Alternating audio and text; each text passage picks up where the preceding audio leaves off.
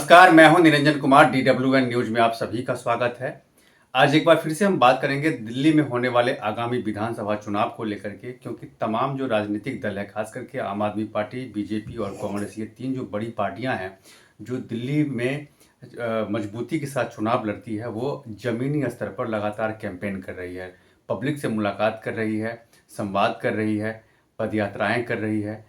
तो ये लगातार चल रहा है। हालांकि अभी तक जो है चुनाव आयोग ने चुनाव का अनाउंसमेंट नहीं किया गया है, लेकिन ये पूरी संभावना है कि आने वाले समय में बहुत जल्दी ही चुनाव आयोग दिल्ली में होने वाले चुनाव का अनाउंसमेंट कर देगी। लेकिन देखिए, अभी दो तीन चीज़ें जो बताना है वो बहुत ज़रूरी है। एक तो ये है कि कांग्रेस की जो न्याय यात्रा थी दिल्ली में, वो ख़त्म हो चुकी है। दूसरी बात, केजरीवाल लगातार पब्लिक से अलग अलग इलाके में, अलग अलग विधानसभा में जाकर के मुलाकात कर रहे हैं।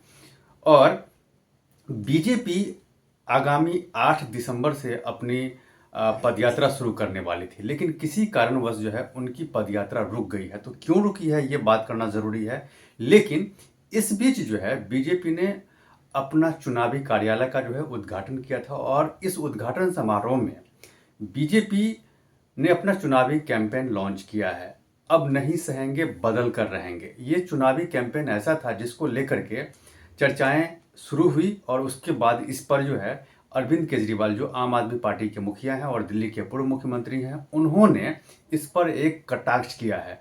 उन्होंने इस कैंपेन को लेकर के कहा कि आप देख लीजिए कि इन्होंने जो कैंपेन लॉन्च किया है कि अब नहीं सहेंगे, बदल कर रहेंगे। मतलब इनका साफ मोटिव है कि अगर ये सत्ता में आते हैं तो ये तमाम जो सुविधाएं आम आदमी पार्टी पब्लिक को दे रही है, खास करके पब्लिक वेलफेयर की बात उन्होंने की, जो दे रही है, उन सभी सुविधाओं को बीजेपी सत्ता में आते ही बंद कर देगी। वो सुविधाएं क्या है वो देख लीजिए। वो सुविधा है फ्री में बस की यात्रा, जो महिलाओं को फ्री में बस यात्रा करवाई जा रही है आम आदमी पार्टी के द्वारा।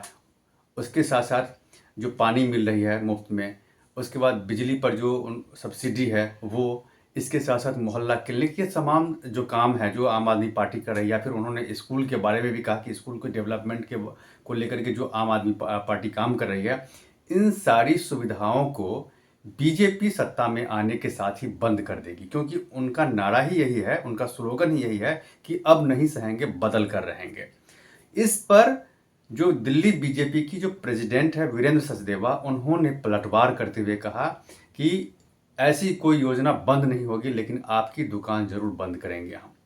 और दूसरी बात यह है कि लगातार आम आदमी पार्टी और बीजेपी के बीच अभी वोटर लिस्ट में जो फर्जी वोटर्स है उनके नाम कटवाने को लेकर के भी विवाद छिड़ा हुआ है, क्योंकि बीजेपी की तरफ से ये कहा गया कि भाई आम आदमी पार्टी जो है फर्जी वोटर के सहारे सत्ता में आती है, जबकि आम आदमी पार्टी बीजेपी पर यह आरोप लगा रही है कि जो जेन्युइन वोटर्स हैं उनके नाम कटवाए जा रहे हैं। ये जो है टसन जो है लगातार चल रहा है।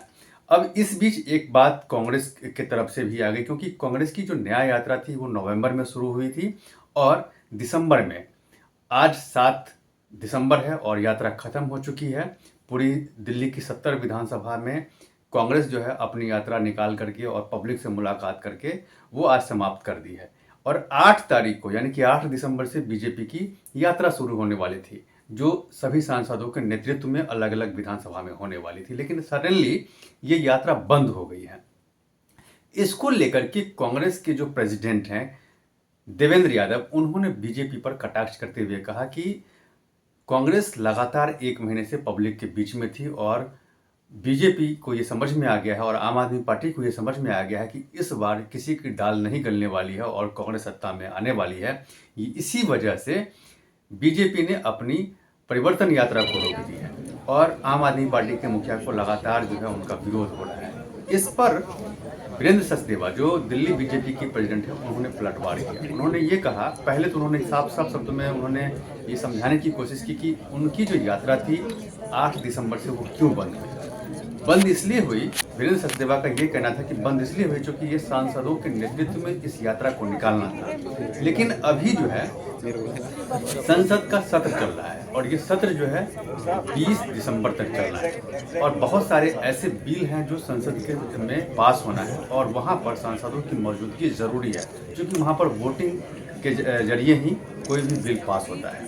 तो इन्हीं वजहों से ये यात्रा जो है फिलहाल के लिए पोस्टपोन कर दिया गया है, लेकिन ये यात्रा होनी है, होगी। तो जैसे ही दिल्ली के जो सांसद हैं, 7 सांसद जो हैं, ये संसद के बिल की जो संसद की सत्र है, जो कार्रवाई है वो ख़त्म होगी, उसके बाद ये यात्रा शुरू हो जाएगी। तो उन्होंने देवेंद्र यादव पर खास करके पलटवार करते हुए कहा कि कांग्रेस अपने बारे में सोचे कि वो अपने बदौलत दिल्ली में चुनाव लड़ेगी या फिर एक बार फिर से वो आम आदमी पार्टी के साथ सत्ता में जाएगी, क्योंकि स्टेट कुछ सोच रहा है और जो नेशनल कांग्रेस है वो कुछ और ही सोच रहा है।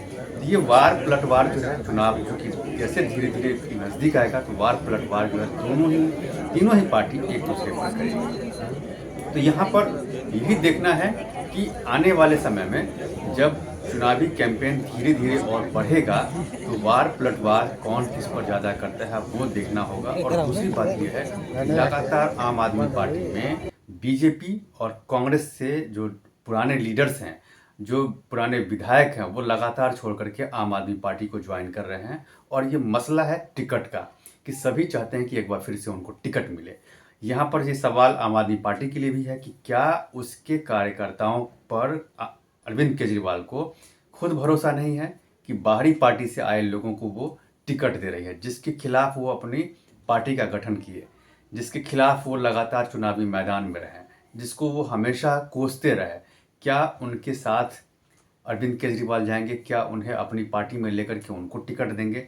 क्योंकि कई सारे एग्जाम्पल हैं जिसको लेकर के सवाल अब उठने लगे हैं। क्योंकि देखिए, अभी 11 सूची जो जारी हुई थी पहले उम्मीदवारों की, जिसमें 6 उम्मीदवार ऐसे थे जो कांग्रेस और बीजेपी से आए हुए थे, जिनको टिकट दिया गया है। और लगातार दोनों ही जो बड़ी पार्टी है, बीजेपी और कांग्रेस, जहां से जो बड़े लीडर्स हैं वो छोड़ छोड़ करके वो आम आदमी पार्टी को ज्वाइन कर रहे हैं। तो ये देखना है कि ये जो चुनावी कैंपेन है, एक तो कांग्रेस की चुनावी कैंपेन खत्म हो चुकी है, अब वो आगे का सिलसिला जारी रखेगी कि कैसे उसको मैनिफेस्टो बनाना है, कैसे पब्लिक के बीच जाना है, ये उस पर वो काम कर रही है। दूसरी तरफ आम आदमी पार्टी लगातार लोगों के बीच जाकर के ये समझाने की कोशिश कर रही है कि बीजेपी का जो स्लोगन है कि अब नहीं सहेंगे, बदल कर रहेंगे, तो मतलब यही है कि अगर बीजेपी सत्ता में आती है तो आपको जो आम आदमी पार्टी की तरफ से जो योजनाएं दी जा रही है मुफ्त वाली, वो सभी बीजेपी बंद कर देगी। इसीलिए आप जो है बीजेपी को वोट नहीं करके आम आदमी पार्टी को वोट कीजिए। अब यहाँ पर आम आदमी पार्टी के जो ये विचार है, उस पर बीजेपी किस तरह से पलटवार करती है और जनता को कैसे समझाएगी कि वो इन वादों को बंद नहीं करेगी, बल्कि अरविंद केजरीवाल को सत्ता से हटाने के लिए इस तरह की बात कर रही है। तो क्या होता है, इन सारी चीज़ों पर मेरी नज़र बनी हुई है और आप जो है मेरे साथ बने रहें। और दिल्ली विधानसभा से जुड़ी किसी भी खबर के लिए आप मेरे चैनल को सब्सक्राइब करें। धन्यवाद।